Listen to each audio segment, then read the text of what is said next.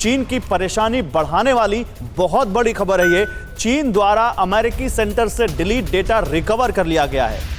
देखिए, ये चीन की परेशानी बढ़ा सकता है। वैसे ही जो बाइडेन इतने ज्यादा सख्त हैं आजकल चीन पर। रिसर्चर जेस ब्लूम का दावा है कि 13 मरीजों का डेटा दोबारा हासिल हुआ है। चीन ने वुहान के शुरुआती 241 कोरोना केसों के आंकड़े डिलीट करवा दिए थे।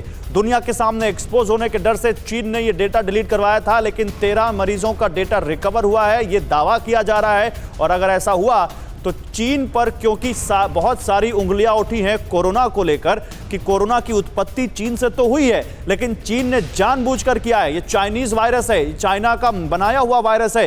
वो अगर इन डेटा से रिकवर हुआ तो और भी डेटा से पता चला तो चीन की मुश्किलें बढ़ सकती हैं। लेकिन चीन की चालाकी का दी एंड कैसे, आइए बिग वॉल पर देखते हैं। चीन की चालाकी का दी एंड इस रिकवर हुए डेटा से हो सकता है कैसे, आपको पूरा ये मामला समझाते हैं। चीन द्वारा अमेरिकी सेंटर से डिलीट करवाया हुआ डेटा रिकवर कर लिया गया है। अमेरिकी सेंटर से यह डेटा रिकवर होने के बाद चीन की मुश्किलें क्यों बढ़ती हैं, समझिए। चीन ने रहस्यमय ढंग से वुहान के शुरुआती कोरोना केसों से जुड़े डेटा को डिलीट करवा दिया था। अमेरिका के सिएटल में Fred Hutchinson cancer research institute में वायरोलॉजिस्ट जेस ब्लूम का दावा है ये 241 कोरोना केसों के आंकड़ों में से 13 मरीजों का डेटा रिट्रीव किया गया है, रिकवर किया गया है। यह वही आंकड़ा है जिसे चीन ने सच पर पर्दा डालने के लिए डेटाबेस से हटवा दिया था। और चीन द्वारा अमेरिका के सीक्वेंस रीड आर्काइव में मार्च 2020 में यह डेटा जमा था। तो देखिए,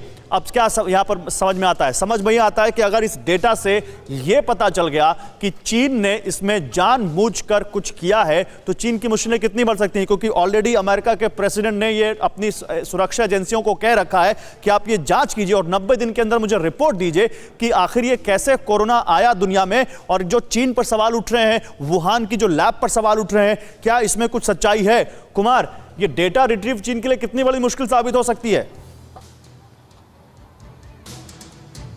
देखिए गौरव, मैं आपको बताऊं कि जब से बाइडेन प्रशासन आया है उन्होंने 90 दिनों का एक डेडलाइन रखा था कि आखिरकार ये कोरोना कैसे फैला, क्या हुआ, इस पूरे मामले की जानकारी के लिए। और तब से लगातार चीन पर एक प्रेशर बन रहा है और कुछ न कुछ खबरें आ ही रही हैं। अब देखिए, इसको जानना जरूरी है। ये सब जानते हैं कि कोरोना की उत्पत्ति कहाँ से हुई है, लेकिन चीन कभी भी इसको नहीं माना और बाकायदा उसने सबूत मिटाने की पुरजोर कोशिश की।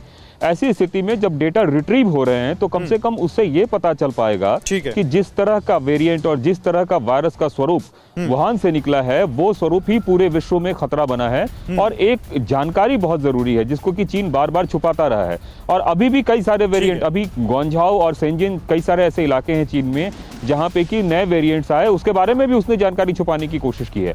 तो ये एक बेहद अहम है, खास करके साइंटिफिक कम्युनिटी के लिए और हमारे आपके लिए भी। आपने अपनी जानकारी में एक शब्द इस्तेमाल किया, शिनजियांग, चीन का जो प्रांत है, उससे जुड़ी अगली खबर है। हालांकि कोरोना से जुड़ती है, उइगर मुस्लिम से जुड़ती है, बहुत सारी चीजों से जुड़ती है, इसलिए अब उस पर हम आ रहे हैं। बहुत शुक्रिया कुमार आपका। अड़ी सोमवार से शुक्रवार शाम 6 बजे सिर्फ TV9 भारतवर्ष पर।